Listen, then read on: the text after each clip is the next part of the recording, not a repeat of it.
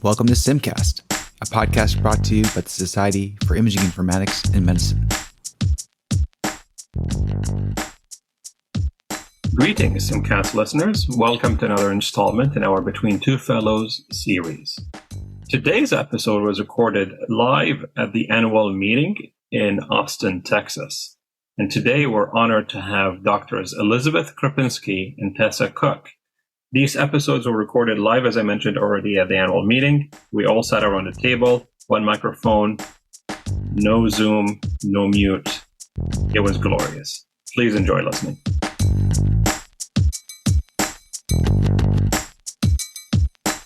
Right before all the vendor sessions, we would go around, and each of the vendors had 30 seconds, and we would spread this out through the entire meeting. So we would do like 10 of them in a row, and we would switch off. In 30 seconds, why should people come to your booth? Mm. And it was broadcast back to the main hall. Oh, cool. Like right after the keynote sessions and stuff. And then people knew, okay, here we go. Because it eliminates having to go to all the ones you really don't want to go to. Yeah. So you might want to think about that. Because when you're saying, just take your microphone and tell everybody in advance, like when their time is, so they have the appropriate person there. Yeah. And they've got something prepared for a 30-second. Right. Right. We've talked about man on the street kind of thing, like just going up to people and like, hey, what do you think about that? That you could do, yeah, but if you do it with the vendors, one, you got to do it with all of them. Yes, of course, and that's fine. Which is hard, but it goes along with the same thing of like where we've been talking about certain things that we can do during the man on the street meeting. would be cool too. Yeah. Smith's involved. Yes, we're always open to more ideas. You know, I pulled my notebook out for those of us listening. This is a theme in every conversation. Spontaneously, these ideas come up. You know, I'm really hoping that we can translate these. So thank you. Please keep them coming. We'll take it. Have you ever watched the movie So I Married Max Murder? No. So there's this line in there where he's like, "Oh, I must really like this girl. Yeah, I'm a deep Smith." So every time like we talk about Smith, I'm like, "Deep Smith. I'm a deep Smith." For the record, SIIM members in training. That's what we're talking about. And ice cream. Yes, lots of ice cream. It's down on the ice cream. Because I'm not a member of training. That's okay. Liz is like throwing in at people as I walk. Throwing in as I'm walking by. I was double booked for ice cream. No. Oh, there was They only had ice the one cream at type the of hackathon bar, too. They only had one type of what? bar. Ice cream bar. Oh, Yeah, they kept it pretty simple. Get opportunity options. Yeah. We can all thank Elliot for that. So the conversation started rolling before we had a chance to actually explain how this is going to work. I was saying it's no interview, it's fireside chat. Anything that's on your mind you want to chat about, we can talk. I'll probably throw in some things that the other fellows who interviewed decided to talk about. So when we interviewed Terry and Kathy, they were talking about getting new people involved in SIIM, especially girls. Terry was talking about research she's seen where we lose girls in STEM around middle school rather than a lot of people at university. Well, Raymond probably imagine what they talked about. AI. Data. It was mostly data. Yes. Yeah. But I was going to say they're so intelligent and they're so far advanced in that field. Half of what they said went over my head. I just realized I said that on the record. Now everybody knows I'm stupid. The floor is yours, ladies. We'll be flies on the wall. cool. Well, you're the president. You get to go first. I get to go first. I'm just an ex-president. Well, I want to know how everybody's meeting is going. Hopefully you guys haven't just been stuck upstairs in this room all day. Yeah, I'm taking a nap here. Someone has to stay here to keep claim on the room. Otherwise, Someone else will grab the microphone and let it No, because nobody can find this room. Yeah, Don't worry. Not only were there secret stairs, there are multiple sets of secret stairs. Yeah, so I think you're well You're located. safe. You are safe. Fine, I'll start with some observations from the meeting. So obviously it's been a great meeting. And I know Jim was a little nervous about his keynote speech, but obviously it went amazing. Phenomenal. It was amazing. On my little selfish corner of the world, we've got an extremely busy hackathon this year. Good projects. We usually average about 7 to 9 projects. We have 13 this year, so it's pretty promising to see. It'll also be interesting when we do our retrospective to figure out what it is that we did this year that got us all this attention. The biggest thing I've noticed, though, is I don't think I've seen any manifestations of the Twitter queen. I've not seen hard it enough. Okay, so my probably just I've looked also at you been at the wrong sitting in time. the front of the exhibit hall, so I'm a little harder to see depending on where you are. And we don't have the Twitter leaderboard Yeah, as we had. maybe in the that's past. what brings out the competitive side. Right? Oh, yeah. Well, you know, I mean, I Crush you have a all. great seat this year because I'm literally in front of the screen, so it's been very easy. Wait, that's like every day. Big screen. You don't think we have big screens at our Take workstations? pictures of my big screen. That's fair. That is fair, but we're in front of screens every day. Like, how's this different? I'm curious with the hackathon, is anyone leveraging ChatGPT to help them, or? I think there is one or two projects that we're doing it more like as here's an extra one more cool thing, but not necessarily the core thing they did. Yes. Are they allowed to ask ChatGPT to write code for them? Absolutely, we have encouraged that, and we've encouraged people to bring back their feedback. How was it? Do they have to disclose it? I mean, remember, it is a sentimental winning hackathon, so you know. Oh, there's no big prize, is what you're no saying. big prize. Oh, right? okay. It's I like the phrase. It's an NFT, sentimental. right? Okay. It's an NFT. I like that. You do I've get never heard it. Here's your bragging rights That's NFT. right. Congratulations. Over time, You should get a bobblehead of Mohan if you win a hackathon. I don't think anybody wants that. Coupon for more ice cream. Hey. That works. No, that is a currency. That's true. But I mean, I will tell you, we try to make it a very different hackathon because those hackathons that all offer the bigger prizes usually we get is people who are fiercely competitive. Sure. And we're trying to bring out the best of people in sim spirit rather than the worst of people. So we usually say, if we summarize the hackathon, make lots of friends, learn a lot, have fun. And that's really the whole goal. And that's what I feel like everybody gets out of it year after year. Everybody, even virtual, talks about, all the friends they've suddenly made and connections from all walks of life. Earlier today, we posted our informal poll where people respond with their flags. Oh, cool. I don't remember off the top of my head, but there's got to be at least a dozen countries in there and 5 continents represented. And where did you post that? Because I didn't see it. I put it on LinkedIn and Twitter. Oh, okay. I'm pretty inactive on Twitter, so most likely I don't show up on anything anymore. I think everyone's participation in Twitter kind of dropped over the past few months. Yes, it's been a little quiet. But the Sim has stepped up. 18 has got Sim has stepped up. Yeah. They're really 18 tweeting a whole bunch. Yeah. I mean, about the journal, Yeah. about the meeting, and I've been retweeting and I have responding and too. hearting and liking and everything else. So. I think the tweets come in bursts, and then, as we see them, the retweets all come in Yeah. bursts too. But no, it's been great, and it's been really helpful just to know what's going on because it's a short meeting when you think of it, and there is a lot of content in just 3 days. And it's hard sometimes to figure out where to go. So, sometimes it's the impulse decision. You open up Twitter and go, ooh, this is happening now. Right, I'm going there.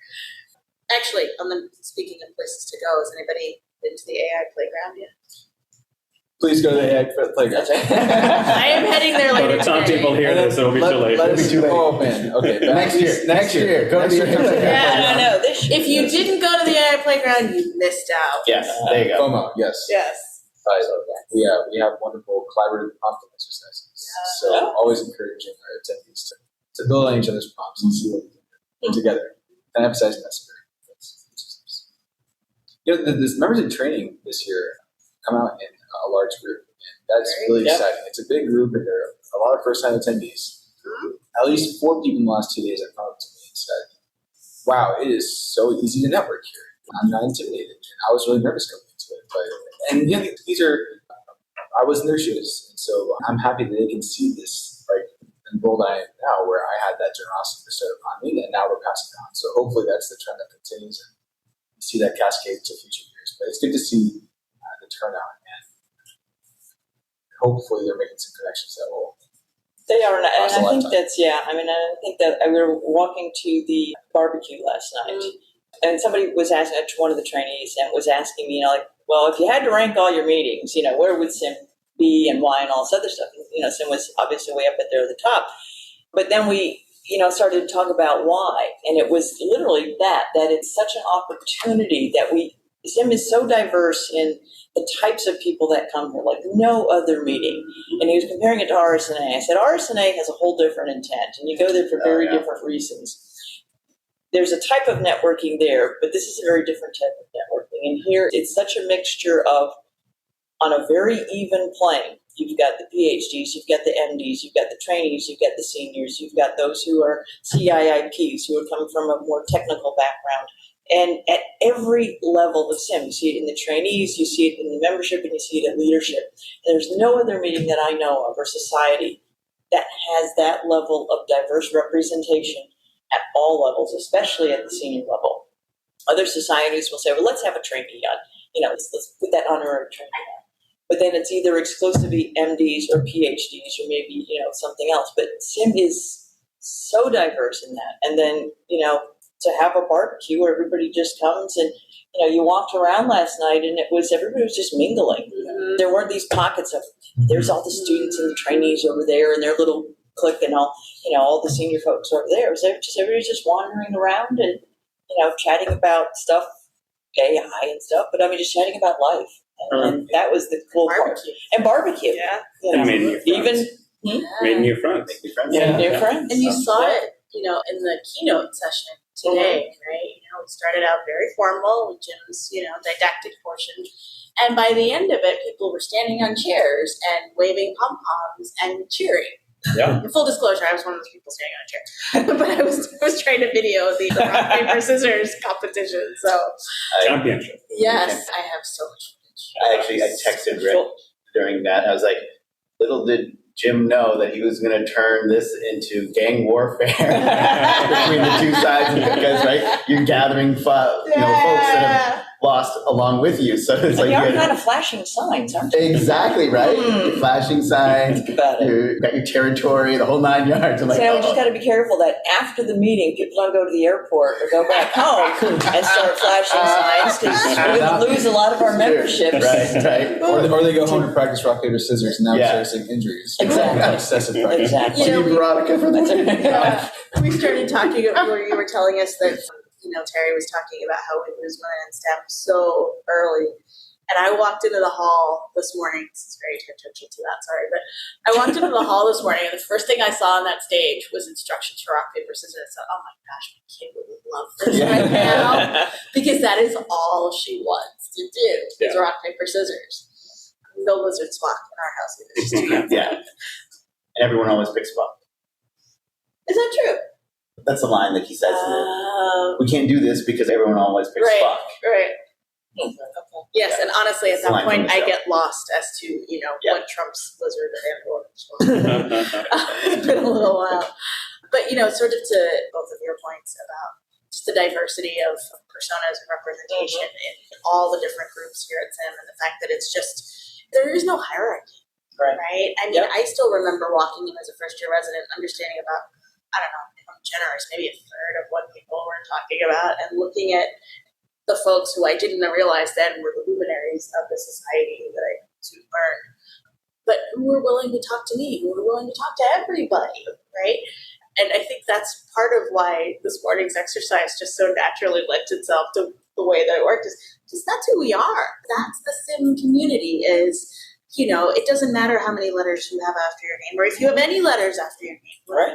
Come have a conversation about something, we're here, and that's the best part of it. And I think hopefully we can do something about that women in STEM deficiency as well, because we're sort of trying to organically do that in this space and in this community. Although I must say that SIIM and informatics in general is far more conducive to bringing women in. When I go to meetings like the SPIE medical imaging meeting, it is still, the very first year I went there, which was 1988 maybe, I was one of maybe 5 women at the entire meeting, and this is a meeting of about 1,500 people. Yeah, so it's roughly the same size. It's roughly the same size, and there were, you'd have to look around the room, and it was, okay, where is everybody? And there was a handful of us. It's gotten better, but it is nothing like SIIM. We are far closer to 50-50 here than some of the more, like, AI's engineering too, but more technical, where it's still maybe a third is women. Generously, yeah. Even RSNA, I would say that we're better than RSNA in terms of our diversity and who we capture. So we got to give SIIM kudos. Absolutely. Maybe posting those videos will show everybody like, hey, informatics isn't boring. It's fun. You should become part. We have join the dark side. We have cookies, right? Well, it's And interesting. ice cream. And ice cream. It's interesting you mentioned that. The winner was one of my co-residents. Yes. This is his first time attending. Yes. First time. He was really excited, and of course he's more excited now. And I sent that image of everyone sharing. It's a picture of everyone with their pom-poms. So it's like a behind-the-scenes kind of view. And I was like, that's what imaging informatics is. But So now we're you trying to gotta recruit more residents to our track for Yeah. education. And I think we just have to show that it's an accessible community. It is. You come with an interest and you learn. And that's really how We cheered you And on. actually- And we cheer you on in your endeavors. That's Yeah. right. But it's And up I to met you. him at the Rankin Ray. Oh, yeah. Oh, Yeah, That's cool. because he found me and introduced himself and said, I'm coming to SIIM, it's my first one. How do I get more involved? And we had a conversation. And I said to him this morning after he won, he said, that's it, this is it. You are now part of SIIM. You're hooked. You're in, man. You're, You you never know, leave it. we know your name. We know you like this stuff. That's it. You're in. We know where you study. But now you have to break it to him that this cannot go on his CV under honors and awards. Sorry. Rock, paper, scissors. Draw the line. Give it a few months. Or change it into something different, but no, not on the CV. Someday when he is SIIM royalty, although we did give him a crown today, so The crown, Yeah, he's already SIIM He'll be royalty. wearing the crown suit. Someday that Oh, God. picture will be on a slide, Yes. you know, Oh, yes. when he's up on the big stage. So And not to pivot the conversation too much, but yesterday we were talking to Terry and Kathy about the Women in Informatics session. oh, And so good. now we're on the other side of it. Yeah. Curious to see how it went. What were some of the You spoke topics? to them before. We talked to them before. We got them before, and now maybe we can get So out there. I loved it. It is one of my favorite sessions every year. And every year we get to the end of it.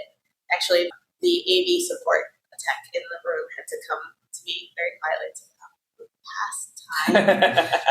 Do you have any closing words? And I went, oh, I'm so sorry, but I just made you sit here and we're all still talking. Because every year that session could be twice as long as it actually is. And it's amazing. And kudos to the male allies that showed up. There were a few, and they stayed for the whole discussion. But every year, the format is generally stayed relatively the same. Very brief didactic at the beginning, and then we break up into groups and have a lot of discussion. We didn't do a recap this year because we wanted to give more time for the discussion, but we even still went past. And there were 3 themes that we discussed. One was microaggressions, one was boundaries, and I'm embarrassed to say I don't remember what the third one was, but they were talking just as much as the other 2 groups. But the thing that we notice every year is that I think this part is sort of universal to imaging informatics and certainly in medicine is we're not taught how to lead, right? We learn by example. We're not taught how to handle difficult situations in the workplace. I think more so we are a little bit, but certainly not enough. We're certainly not taught about boundaries in our personal lives or our professional lives. I mean, things I wish I had learned before my 40s, and that would have been revolutionary. And so I think it's really an opportunity for us to sort of get together and say, hey, here's a challenge I faced. Here's what really didn't go well. And, I struggled for a lot of years, but then I discovered some strategies and some solutions, and here's what works. I mean, we talked about, at least in my group, I was in the group about boundaries, talked about everything from, why does a little thing pop up on your screen every time you get an email? No one has died over it because you haven't responded to an email the second it popped up on the screen. About answering calls off hours, about how you even get to the point of that expectation that you're supposed to answer the phone off hours. Why are you supposed to answer the phone off hours? How do you then change the culture of your group, maybe even of your organization or even of your small team?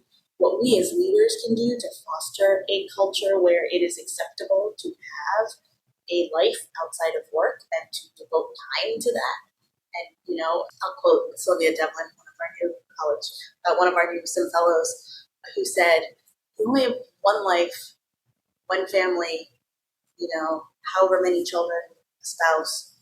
There are many jobs, but you only have one of all of those other things. Mm-hmm. Right? And so why does your job get to take over all of those important other things in your life? And I thought that was extremely important. So anyway, this is an ad for next year's Imaging Informatics session because it is not just for the women of SIIM. Everybody is welcome. Everybody can learn from these things. So I hope to see even more people next year because we are certain that we had far more attendees this year than last year. So program committee, we're going to need a bigger room for next year's session, and maybe even a longer time slot if you could find one for us, because it's just so valuable. I learned something. How many years has it been going on for? Oh gosh, a while. I remember doing one in National Harbor with Amy Consonas, and that might have been the first one. And I think that was...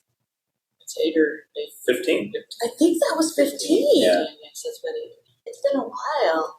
I mean, it's almost always had this format. We've tried not to be very didactic and prescriptive, right? Because the value comes from these conversations.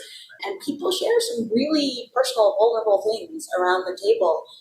But it's how we've all learned. We create that safe space where people are sharing about their families, their children. You know, it sort of harkens back to things that Jim talked about this morning about how our kids struggled in this pandemic, especially the teenagers in some cases. And so it really is, it's just a very powerful session. And I love that it is at a meeting that one would consider a technical meeting. But there are all of these, you know, I don't know if soft skills is the right word, but there are all these things we don't learn, we don't get to talk about. And so it's great that we have that opportunity. Absolutely, yeah. I usually call them human skills. Human skills. Right. I like that. That's what they are. Yes. And to your point about not being taught like leadership, it's something in medical school. When you graduate, you are now a team leader and a small business owner, and yet you are taught nothing about those things, because now you're the bastion of all medical knowledge, and in a month you are out on the floors or in the ICU or wherever, and the team turns to you. A code happens, the team turns to you. You're not taught anything about this stuff at all. And then, like The code part, maybe. the code part, yeah, the team stuff. Hopefully. Lest all the listeners out there go, wait, what? What do they do?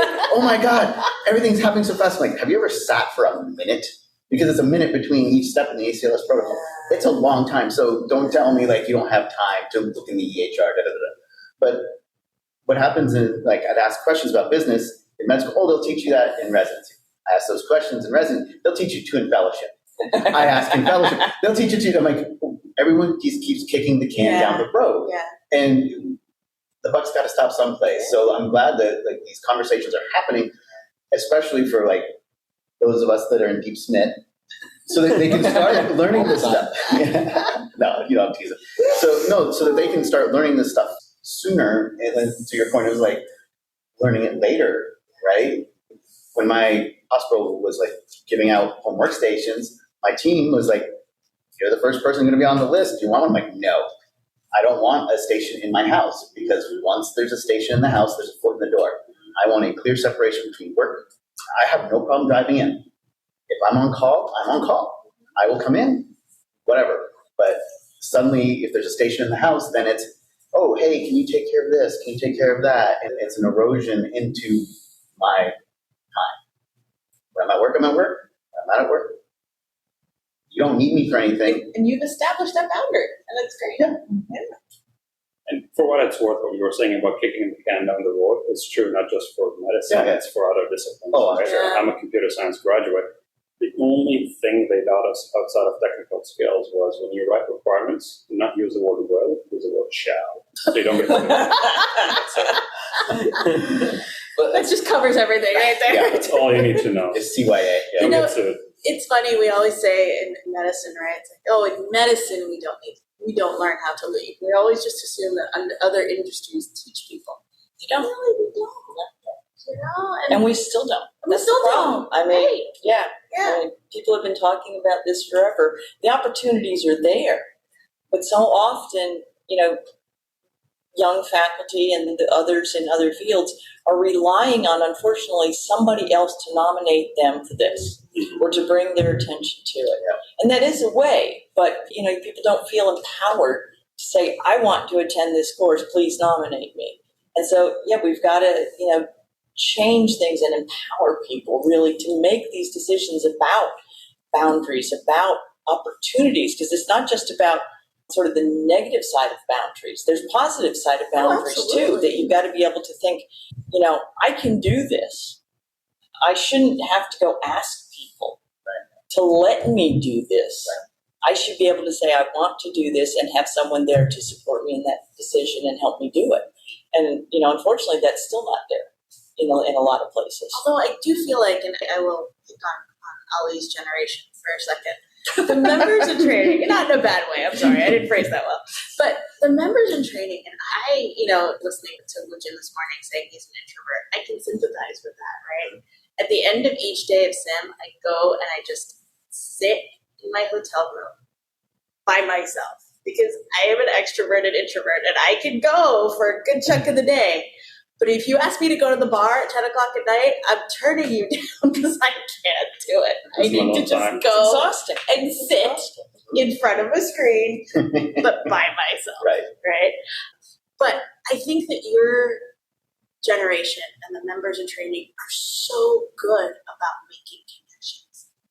I was terrible at networking when I was a resident. I mean, thank goodness for Bill and Wujin introducing me to people like Elizabeth and Kathy and Elliot and, so many others.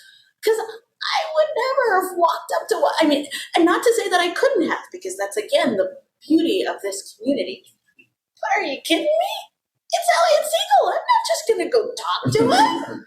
But that is the thing I think that you guys are so good at. I mean, so many people have come up to me after session. That's how I met Dylan, right? And so I think I like that it is changing. I think for sort of professional development opportunities, I agree with you. That's still a pipeline where I feel like people are just waiting for the opportunity to come to them rather than the other way around. But, kudos to you guys. You're so good at making the connections and networking. It's impressive. I thought you were going to criticize the generation. I was going to say the same. I was like getting ready to come back, and that was really positive. I was ready to tell you that my generation was the last good generation. Well, on behalf of my generation, you're welcome. No, I really appreciate that. And I think that a big part of it is the SIIM community. And one thing that, going back to the discussion that we had about developing these human skills, I think that SIIM is a great place to actually practice those human skills too. And for example, this year we were encouraging our members in training to participate as moderators, to participate in the committee, to volunteer for other committees. And we're seeing great interest and really phenomenal work. And I think that when you think about the future of our field too, hopefully this is where it stems from. These are the seeds that we plant. So anyway, we'll keep on pursuing that direction. And I think I need to brag on Ali specifically for a minute, because he came onto the scene a few years ago with this enthusiasm and this energy. And, the members in training may not realize it, but they didn't have a plan of the day every day before Ali, And so I think that's also part of it. And this may be something that you hear as you explore where you suddenly got this presence and where you suddenly got this influx of hackathon participants, is that it just adds that layer of welcome for the folks who are here for the first time, who are not now standing around going, I don't really understand what people are talking about. But I know here's, a roadmap of, places I could go to learn something, in terms of fundamental cool things I should go and check out, even though I don't quite understand, but I'm going to go check them out and learn. And that's credit to you. I appreciate it. It's, you're at the ice cream session, speaking of ice cream, yesterday, and a couple of members in training missed it. And they were walking in the hallway, you see the pink ribbons, right? And so you kind of know who we are. And they're like, can you help us get directions? We're like, of course, have some ice cream. Yeah, first of all, have some ice cream. Here, how can we help you? And they pull up their phone, and I see the colors, the orange and green, like the sharp colors they use in the newsletter. And they were using it. And that's all we can ask for, is that, it's a tool that actually provides some guidance and helps them hopefully find where they belong. We'll keep on continuing that tradition. Making a difference. For next year. Well, then I'll shamelessly promote the awards and say that the SIIM podcast team, SIIMcast team, is one of the awardees later this afternoon. I don't think I'm giving anything away. It's no big secret, but for educators, thank you. Very well deserved. I think it's the first time a team has been nominated and awarded, at least in this category. I think we've had ties. I don't think we've ever had a team before. And I think, again, that epitomizes what SIIM is all about. It is about teams. So everybody look forward to 4:15 to 5:15 this afternoon. Thank you, Elizabeth. I will go on the record and say that the ones who deserve this award first and foremost, without a question, Assange and Arjun, because they started something brand new. We had this conversation yesterday. I know they're exceptionally nice people, but they started something. They had to figure out a lot of stuff. They were doing the audio editing in the early days. They had to figure out a process. By the time the rest of us came on board, as much as we love doing this and we take pride in it, we had a process, we had a flow. It was almost like a cookie factory. Yeah. So kudos to you. Thank you. There's no way Is that an ice cream factory? and there's no way that we would have gotten. Yes, Arjun and I did start out the ball rolling, but you guys kept it going. Like Arjun and I don't know as much about standards or open source or all these other stuff, and we would never have been able to have done those episodes without your guys' support, right? And then Jason was like, "Yeah, I don't know much about ergonomics, so thank you for having all these great questions to ask Liz about when we had her on." So, we are able to bounce back and forth and make it a great podcast. So there's no way that it would have lasted going into the 7th season without all of us. Alok is part of it, helping in the background and also being on the So I was just going to say, I didn't know you or Arjun prior to. I listened to I think it was the one with Safwan. Yeah. And you guys did a call out at the end saying if you want to volunteer, and I reached out to you guys. And again, the inclusivity and just, it was very welcoming.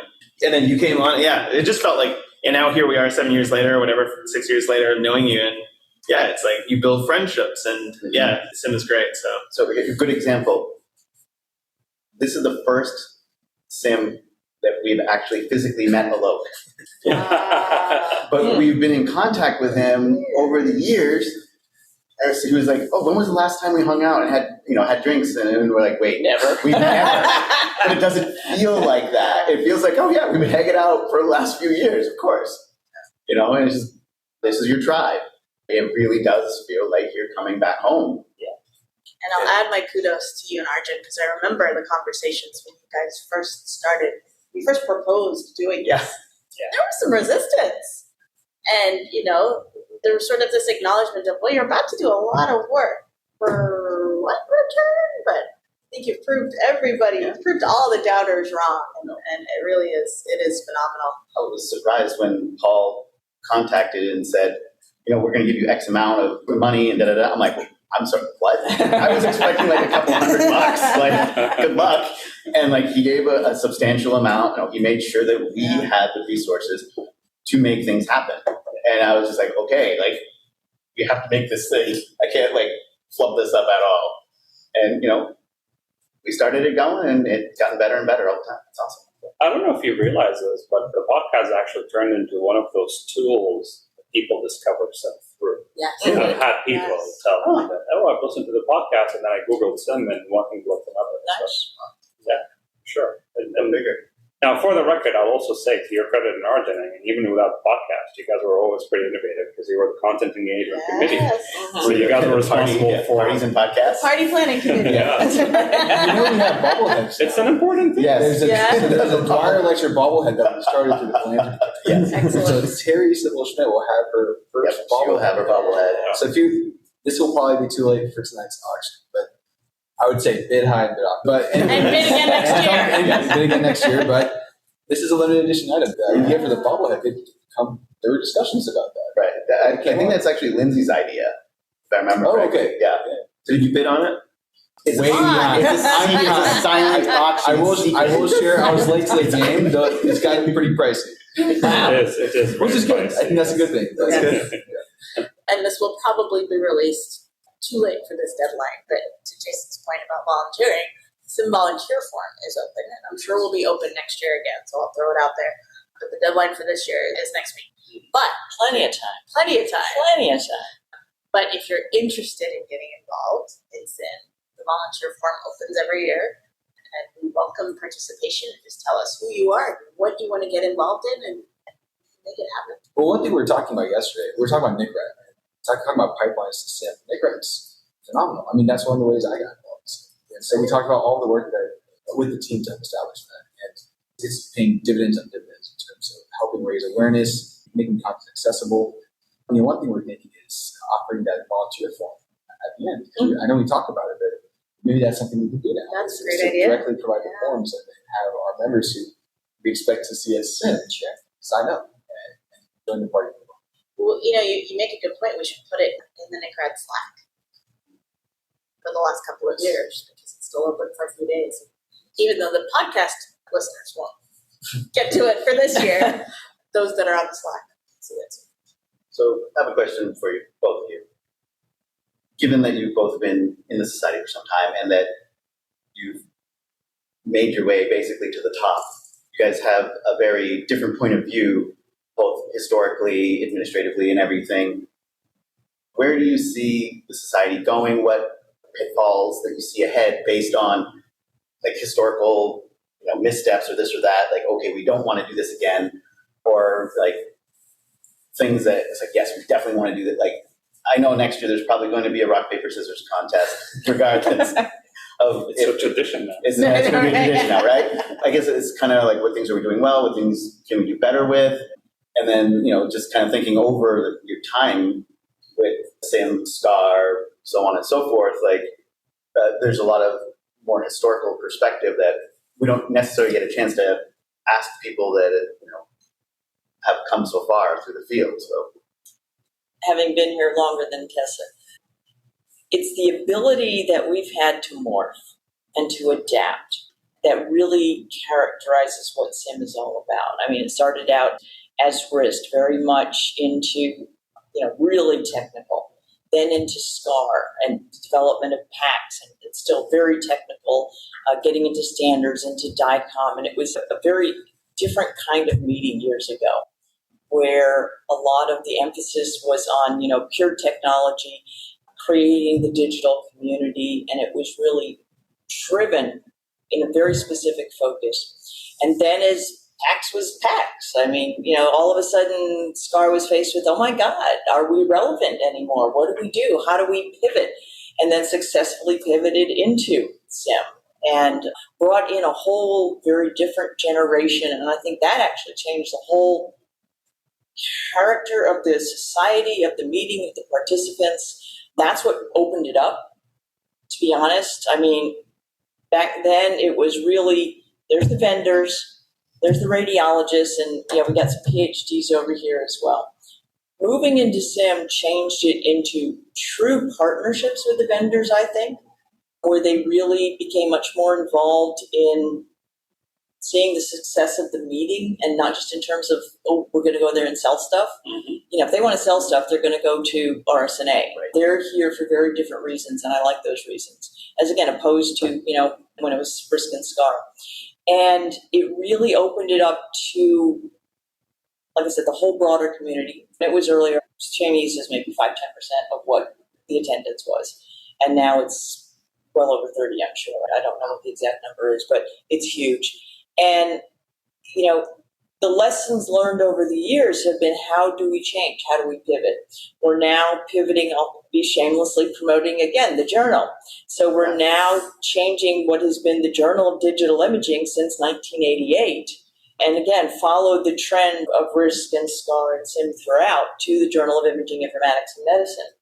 And what that does is, one, better defines us, I think.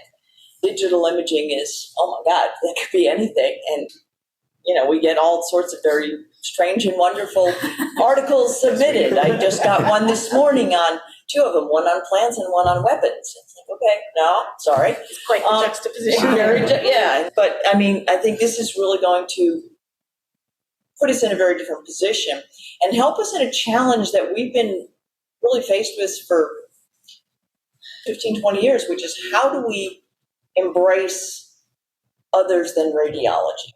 And we're really going down that path, and we've had ups and downs over the years, and I think we'll continue to, because pathology has their own societies, ophthalmology, they all have their own societies, but SIIM is such a welcoming society and so broad that it really is, we get some of the right people here and there, and it makes an impact. And so we're seeing that in the journal, we're seeing that, hopefully in the podcast and so on, where different people are brought in to share those perspectives. So I don't think there's been any stumbling blocks that SIIM has never been able to overcome. It has been a winding path of adaptation, and we're really good at it. And I think that's having the diversity of the folks who have these different opinions and who can contribute in so many different ways. And then the leadership team, I've been involved with for well over 20 years, is so dedicated. It's unlike any other society. I mean, it is so dedicated to the membership. And not all society leadership is dedicated to the membership. Sometimes it's more dedicated to the society or the field. And I think that's the difference in SIIM. And that's sort of the good lessons that have been learned over the years and why we're so successful. We can now call the journal Jim.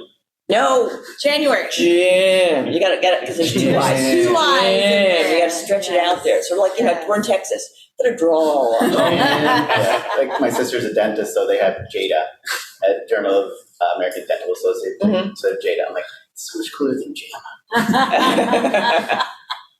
Yeah, no, I agree with Elizabeth. I don't think there have been really major stumbling blocks along the way, but SIIM has been nimble, and that has really contributed to the success that we see now. And SCAR, for listeners that may not know, was the Society for Computer Applications in Radiology. Yep. Is that right? Okay. Yep. So by the time I joined, it was already SIIM, so I wanted to make sure I got that right. But as I understand it, a lot of the discussion around changing the name at the time was, it's not just radiology anymore. And, it has been a challenge to reach out to the other imaging specialties in medicine. But for years now, we've had sessions on cardiology, digital pathology. There have been sessions on dermatology the last couple of years, ophthalmology. And we have board members that are not radiologists, because we are not the Society for Radiology Imaging. We are the Society for Imaging, Informatics, and Medicine. And the person who was in second place for the rock, paper, scissors was a dermatologist. One of those board members was Dr. dermatologist. Veronica Rottenberg. So we have a dermatologist, Dr. Marilyn Bowie, who's a pathologist who's joining the board. Yes. Yep. And in attendance at this meeting, I know for a fact we have cardiology, ophthalmology, dermatology, digital pathology, and neurology and pediatrics. Yeah. Oh, wow. Oh, cool. So not only do we have imaging physicians from specialties outside of radiology, we have non-imaging physicians who are consumers of imaging who are at this meeting. And so I think this is the future. To your question, what is the future? This is the future. And Elizabeth, I wanted to also add to the thing you said about the vendors. SIIM is not a society which has members and vendors, right? I'm sorry. I talk with my hands, which is terrible for a podcast, so all of you listening cannot see my hands, but they're not two separate buckets, right? If you look at our personas, the vendors are members. And I think today is a perfect example of that, because it's Tech Expo Day. And so another thing you all can't see who are listening to us is our super cool view of the exhibit hall from the room where we're doing this recording. Thank you, Nikki Medina. Yes, thank you, Nikki Medina. Because all of the content today and the sessions and the presentations are happening down in that exhibit hall. And so, everything is dedicated today to our vendor members. And to Elizabeth's point, they have a very unique relationship with SIIM for that reason, and we emphasize that in the program. On the topic of Nikki and of SIIM leadership, none of this happens without the staff. Yeah. And I want to recognize our CEO, Cheryl Carter-Perry, and all of Team SIIM, who I'm not sure they've slept this week, because they are constantly making sure that the meeting is running smoothly, that our experience is good, never mind all of the months leading up to this. And I don't know when the podcast will be released, but we are in the midst of a digital transformation at SIIM. All of the infrastructure is getting updated. So in a few months, the user experience for the membership will be completely different. And I will tease something called the Curiosity Portal. That is all I'm going to tell you about. But coming in the fall is the Curiosity Portal, and it will dramatically change the way that we interact with SIIM as members. And so the staff has been diligently working on that for years. This is not a small project. This is not a recent project. But on top of hosting all of the annual meetings and all of the SIIM conferences, they've been working on this for a while. And so it's really exciting that we're getting towards the end of it, and we'll all get to actually see what it is. This is like our Super Bowl. Yeah. Right? Yes. Yeah. So they're just, But bringing it full circle back, unless I'm mistaken, the staff is 100% female. 95%? Okay, so we have 95%. We have two. There are two men. Okay, there's two men. Yes. But the face of SIIM staff has always been. I mean, we had Anna Maria and Andrea forever. And Nikki for almost forever. Forever. And now we've got Cheryl. And then there was the rest of Bianca and the rest of the team and so on. But Tess is right. We would not be here without them. I mean, the dedication to the society. I mean, Anna Marie Mason started this in her basement, for goodness sake. I mean, and that was headquarters for years for, moving into the new building. And it's a very different relationship, again, than any other society in terms of the management of the society, that side. I mean, RSNA is a machine. And we all have contacts. Fiona Miller is, sort of, I think, the equivalent to Cheryl and Anna Maria, but she is part of a much broader base. SPIE, I don't know. It's a conglomerate. IEEE, they're conglomerates. A lot of these other big meetings, you don't know who's running things. Everybody here knows who really runs. The board, we make our decisions, we do this, but, there's the committees. The ones who really run it are the staff. Many, many kudos. And they always have, one person on their anecdote I'll share is they always have the best interest in mind. Always.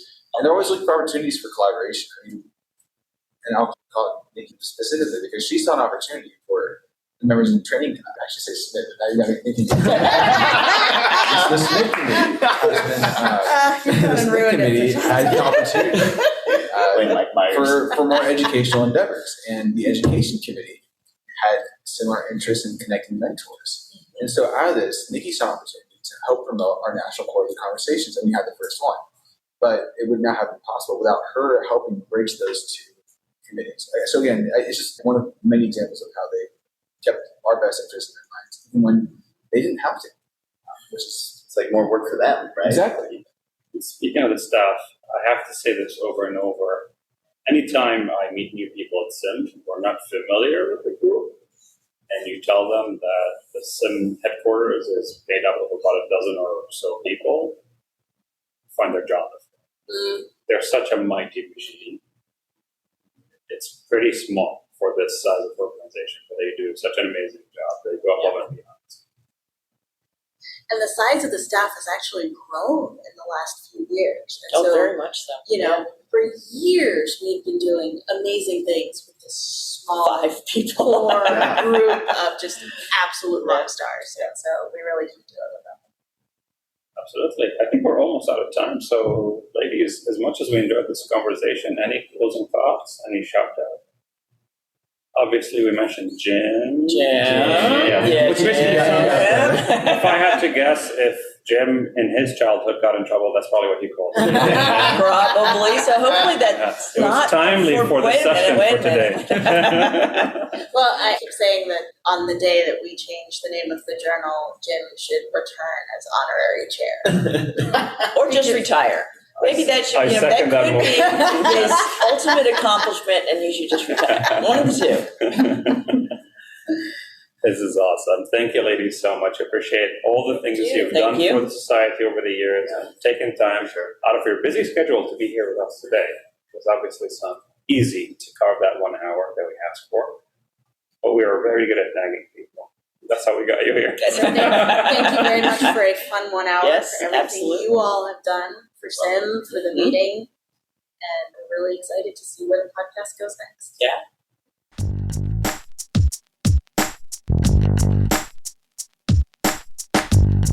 SIIMcast has been brought to you by the Society of Imaging, Informatics, and Medicine.